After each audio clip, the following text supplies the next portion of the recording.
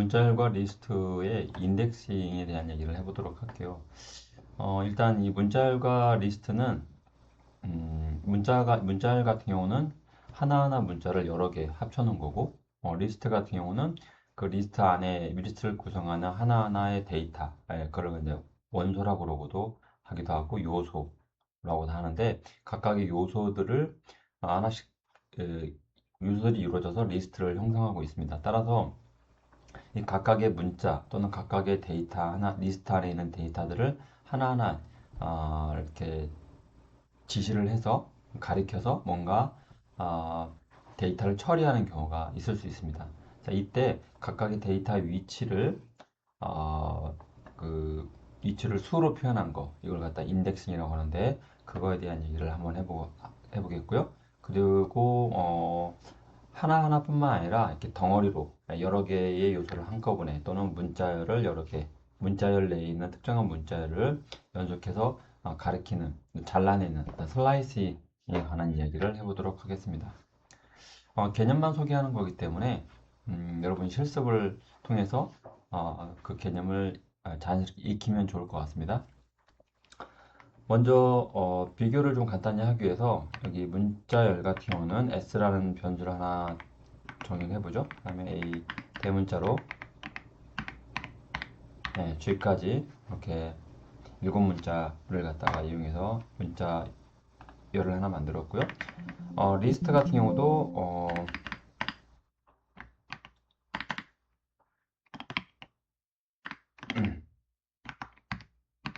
리스트 같은 경우도 이런 식으로 해서 리스트는 이제 저기 문자열과 비교하기 위해서 이렇게 하나씩 문자열을 만들어 보죠.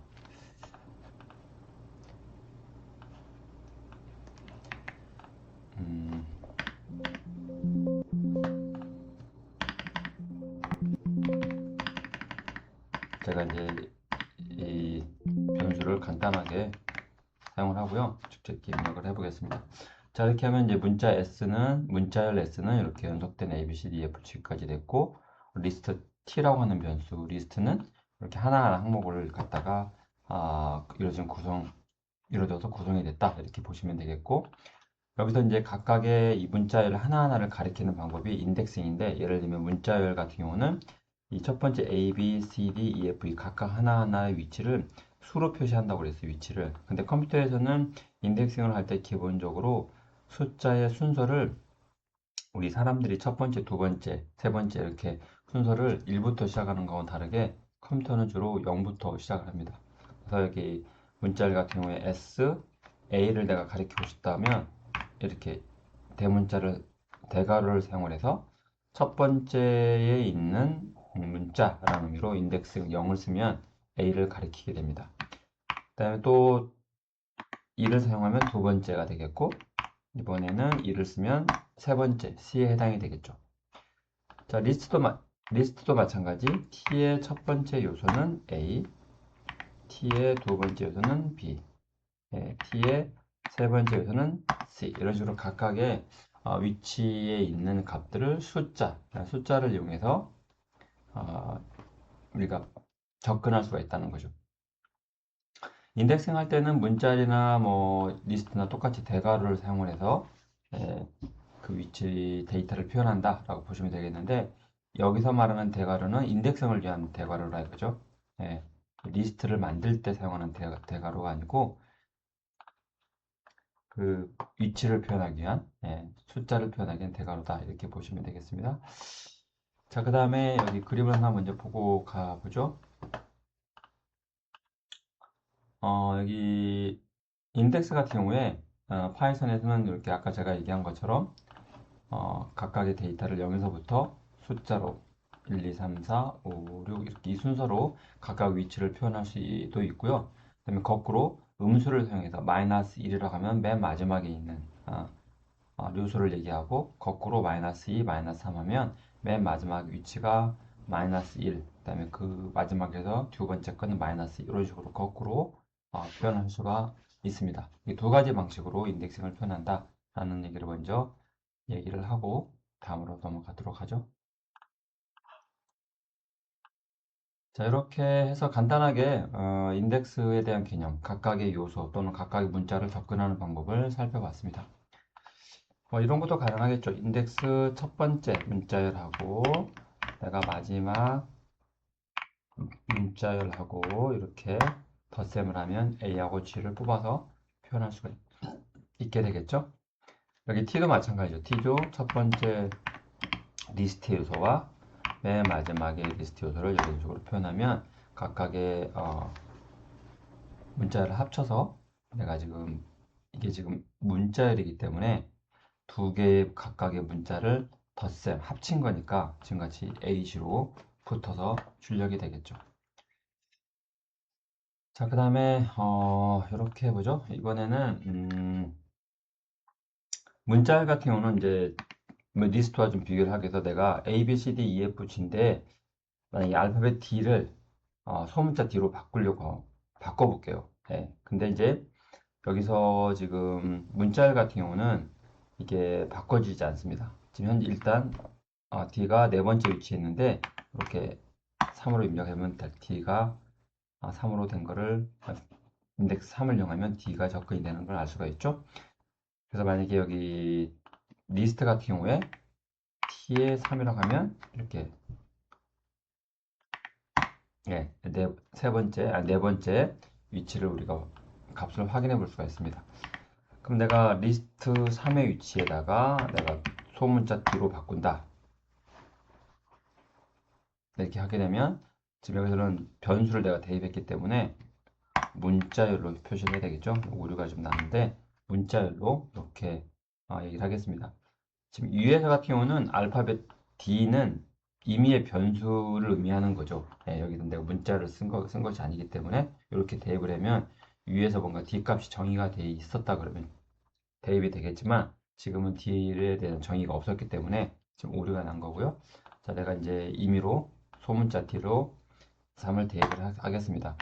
그러면 이렇게 대문자 ABC로 가다가 소문자 D로 바뀐 거를 알 수가 있습니다. 자, 반면에 문자 같은 경우는 3 위치에다가 내가 이렇게 원래 소문자로 이렇게 바꿔서 저장을 해보죠. 자, 이거는 교체가 안 됩니다. 문자 같은 경우는 직접 이렇게 대입 연산자를 통해 가지고 값을 대체할 수 없다. 이게 지금 리스트와 문자의 차이점 하나 우리가 비교해 보면 좋을 것 같고요. 대신에 replace라고 하는 그 메소드가 있습니다. 문자일 안에 replace라고 하는 그 메소드가 있어서 대문자 D를 소문자 D로 바꿔라. 이렇게 한번 해보죠. 네, 그러면 이렇게 S가 문자열 S가 통째로 대문자 D가 소문자 D로 바뀝니다. 이렇게 되면 가능하다라는 거죠. 대입 연산자로는 불가능하지만 리플레이스라는 메소드를 이용하면 가능하다. 이런 거 살펴봤고요. 그 다음에 이게 이제 중요한 거는 각각의 그 리스트의 요소라고 그 다음에 문자의 각각의 문자들을 개별적으로 우리가 취급을 할 수 있다라고 하는 거 인덱스를 이용해서 즉 숫자로 된 위치 값으로 표현할 수가 있다. 그 값을 액세스도 할 수도 있고 리스트 같은 경우는 그 값의 위치에다가 새로운 값을 집어넣을 수도 있다라고 하는 거라는 개념입니다. 자, 이어서 슬라이싱 얘기를 해볼게요. 자, 슬라이싱이라고 하는 거는 지금 여기 이제 S 같은 경우는 A, B, C, D, E, F, G 이렇게 되어 있는데 지금 그 이 일정한 부분만 내가 이렇게 잘라서 뭔가 표현하고 싶을 때, 사용하고 싶을 때 쓰는 그런 개념이 되겠습니다.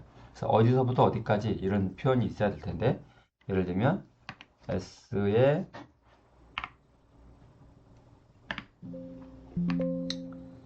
S에 이렇게 볼게요. 처음부터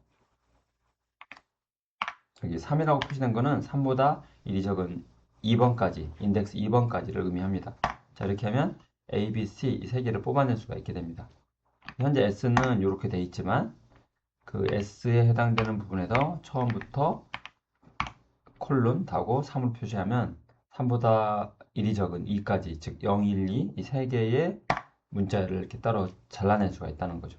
이 부분을 다른 변수에다가 우리가 이렇게 대입을 하게 되면 A를 그 부분만 뽑아서 쓸 수 있는 개념입니다.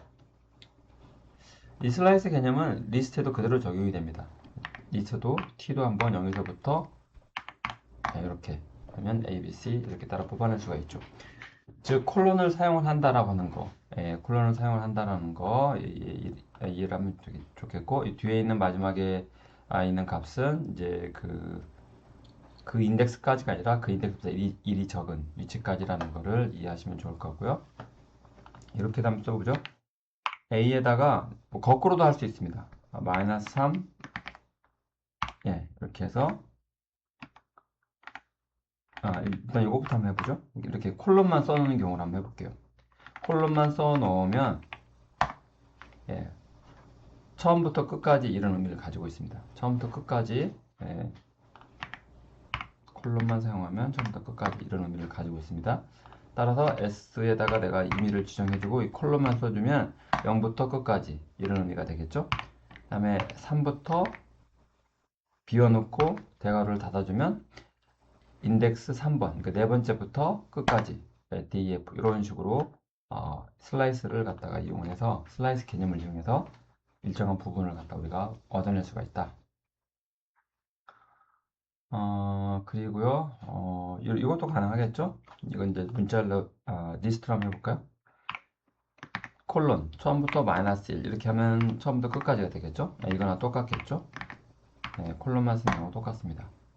우리 인덱스의 개념을 배웠으니까 그 다음에 이렇게 하면 처음부터 3번 앞에까지 이렇게 될 거고 인덱스 3번 앞에까지 될 거고 이렇게 하면은 5번까지 될 거고 값을 한번 키워보죠. 이렇게. 키워보면 사실은 19번 인덱스는 없는데 이제 그 앞에 이전에 있는 가장 큰 위치까지 자동으로 이렇게 뽑아서 결과값을 남겨줍니다. 이 정도 살펴봤고요. 슬라이스한 개념도 이해하셨을 것 같고, 자 이제 이 정도 하겠습니다. 사실 요거 말고도 뭐 문자열과 리스트에 관한 여러 가지 메소드들이 쭉 이렇게 언급이 있는데 그런 것들은 이제 우리가 필요할 때 살펴보도록 하겠고, 여러분들이 인덱스와 슬라이스 개념만 알고 있으면 큰 무리 없이 내용을 단계적인 내용들은 여러분이 학습할 수 있을 거라고 생각합니다. 마지막으로 한 가지만 해보죠. 이 문자열과 리스트는 포문과 같이 쓰일 수 있습니다. 그래서 예를 들면 우리가 지금 앞에 S를 사용했으니까 그냥 출력만 해보죠. 이렇게 문자열을 이용을 해서 포문과 같이 사용을 하게 되면 그 하나하나 문자열 하나하나를 우리가 뽑아서 i에다가 이렇게 집어넣고 출력을 할 수 있게 되는데, 이 의미는 결국 뭐냐면 하나하나 요소를 내가 순서적으로 이용을 할 수 있다라는 의미가 되는 겁니다.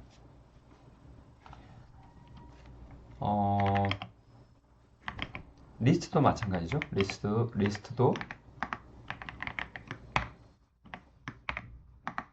이렇게 하면 각각의 요소 하나하나를 뽑아서 내가 뭔가 새로운 어떤 표현들을 만들어낼 수가 있습니다.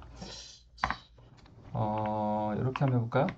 여기 이제 우리가 어떤 일을 할 거냐가 굉장히 중요한 부분인데, 비어있는 리스트가 있고 t를 이렇게 이용한 다음에 뭐 이렇게 해보죠. s에다가 s 플러스 i 이렇게 하고 프린트 s 이렇게 해보죠.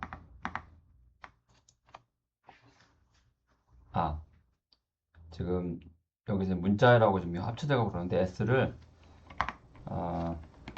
비어있는 문자로 하고요. 그리고 나서 이 문종을 한번 진행을 해보죠.